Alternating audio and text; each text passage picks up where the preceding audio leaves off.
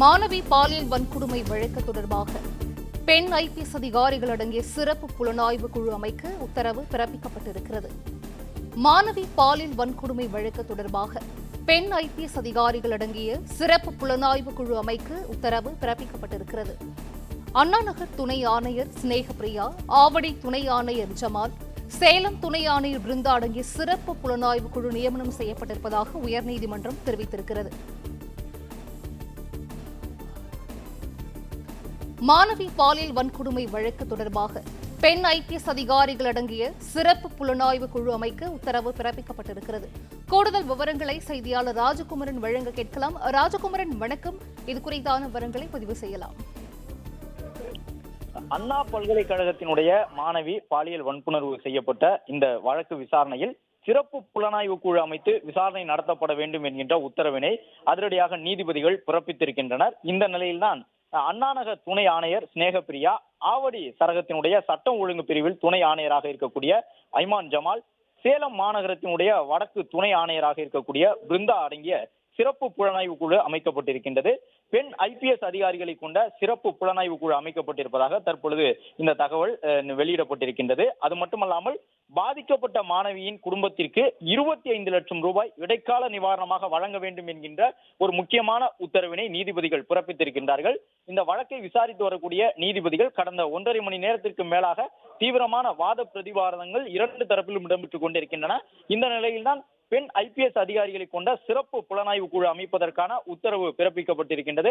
அரசும் இந்த உத்தரவுக்கு, நீதிமன்றத்தினுடைய உத்தரவுக்கு ஒப்புதல் வழங்கியிருக்கின்றது. இதன் மூலமாக அந்த பாதிக்கப்பட்ட மாணவி தொடர்பான வழக்கை விசாரிப்பதற்காக அண்ணாநகர் துணை ஆணையர் உள்ளிட்டவர்கள் இடம்பெற்றிருக்கக்கூடிய அந்த சிறப்பு புலனாய்வு குழு அமைக்கப்பட்டிருக்கின்றது. அதன்படி அண்ணாநகர் துணை ஆணையர் ஸ்நேகப்பிரியா, ஆவடி துணை ஆணையர் ஐமான் ஜமால், சேலம் துணை ஆணையர் பிருந்தா உள்ளிட்டவர்கள் அந்த குழுவில் இடம்பெற்றிருக்கின்றார்கள். இந்த குழு அமைக்கப்பட்டிருப்பதற்கான அதிகாரப்பூர்வ அறிவிப்பு வெளியிடப்பட்டிருக்கின்றது. பெண் ஐபிஎஸ் அதிகாரிகள் மூலமாக அண்ணா பல்கலைக்கழகத்தினுடைய மாணவிக்கு நேர்ந்திருக்கக்கூடிய இந்த வன்புணர்வு தொடர்பான வழக்குகள் விசாரிக்கப்பட இருக்கின்றன.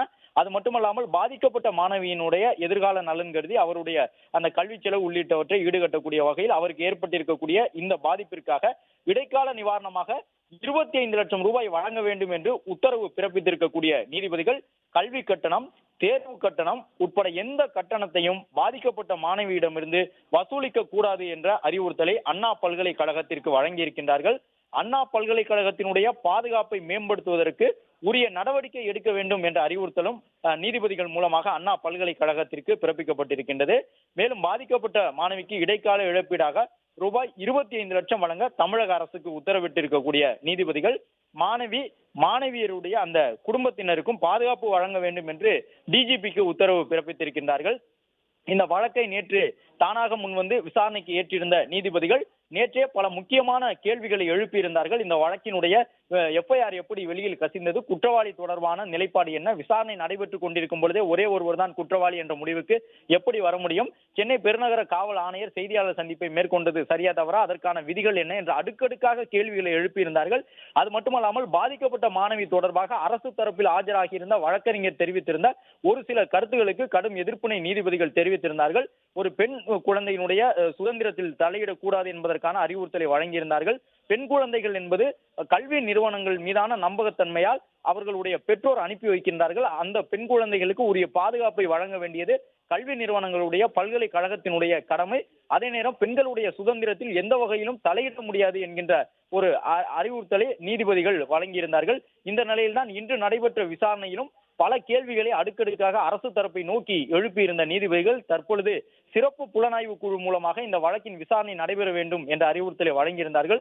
அது மட்டுமல்லாமல் சென்னை பெருநகர காவல் ஆணையருடைய அதிகாரத்திற்கு உட்பட்ட காவல் அதிகாரிகளுக்கு மாற்றாக பிற அதிகாரிகளை கொண்டு இந்த வழக்கினுடைய விசாரணை நடைபெற வேண்டிய தேவை இருப்பதாகவும் நீதிபதிகள் தெரிவித்திருந்தார்கள்.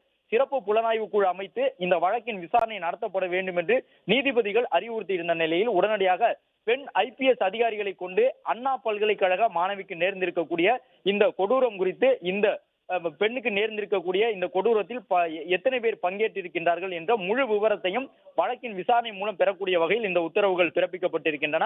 மேலும் பாதிக்கப்பட்ட மாணவிக்கு இடைக்கால இழப்பீடாக 25 லட்சம் வழங்க வேண்டும் என்ற அறிவுறுத்தல் உத்தரவு தமிழக அரசுக்கு பிறப்பிக்கப்பட்டிருக்கின்றது. பாதிக்கப்பட்ட மாணவிக்கும் அந்த மாணவியினுடைய குடும்பத்தினருக்கும் டிஜிபி தலைமையிலான அந்த காவல்துறையினருக்கு அறிவுறுத்தல் வழங்கப்பட்டிருக்கின்றது. உரிய காவலர்கள் மூலமாக பாதுகாப்பு ஏற்பாடுகள் வழங்க வேண்டும் என்று டிஜிபிக்கு உத்தரவு பிறப்பிக்கப்பட்டிருக்கின்றது. மேலும் இந்த வழக்கு முடித்து வைக்கப்பட்டிருக்கின்றது. தேவைப்பட்டால் எதிர்காலத்தில் புதிய மனுக்கள் தாக்கல் செய்யப்படலாம் என்றும், அவ்வாறு மனு தாக்கல் செய்யப்பட்டால் நீதிமன்றம் விசாரணைக்கு எடுத்துக்கொள்ளும் என்றும் நீதிபதிகள் தெரிவித்திருக்கின்றார்கள். கடந்த 2 நாட்களாக நடைபெற்று வந்த இந்த முக்கியமான விசாரணை தற்பொழுது முடிவுக்கு வந்திருக்கின்றது. நீதிபதிகள் வழக்கை முடித்து வைத்திருக்கின்றார்கள். மிக மிக முக்கியமான உத்தரவினை பிறப்பித்திருக்கின்றார்கள். அதன்படி பாதிக்கப்பட்ட பெண் தொடர்பான வழக்கு விசாரணையை சென்னை பெருநகர காவல் ஆணையருடைய அதிகாரத்திற்கு உட்பட்ட அந்த கட்டுப்பாட்டில் இருக்கக்கூடிய காவலர்களுக்கு அப்பால் இருக்கக்கூடிய காவலர்கள் மூலமாகவே விசாரணை நடத்தப்பட வேண்டிய தேவை இருப்பதாக குறிப்பிட்டார்கள். அதன்படி IPS அதிகாரிகள் மூலமாக இந்த வழக்கு விசாரிக்கப்பட இருக்கின்றது. அதற்கான சிறப்பு புலனாய்வு குழு அமைக்கப்பட்டிருக்கின்றது. அது மட்டுமல்லாமல் இந்த புலனாய்வு குழுவில் ஏற்கனவே காவல்துறையில் IPS அதிகாரிகள் என்ற நிலையில் பல வழக்குகளில் கைதேர்ந்தவர்களாக காவல்துறையினர் இருக்கக்கூடிய அண்ணாநகர் துணை ஆணையர் ஸ்நேகப்பிரியா, ஆவடி சரகத்தினுடைய சட்டம் ஒழுங்கு துணை ஆணையர் ஐமான் ஜமால் உள்ளிட்டவர்கள் இடம்பெற்றிருக்கின்றனர்.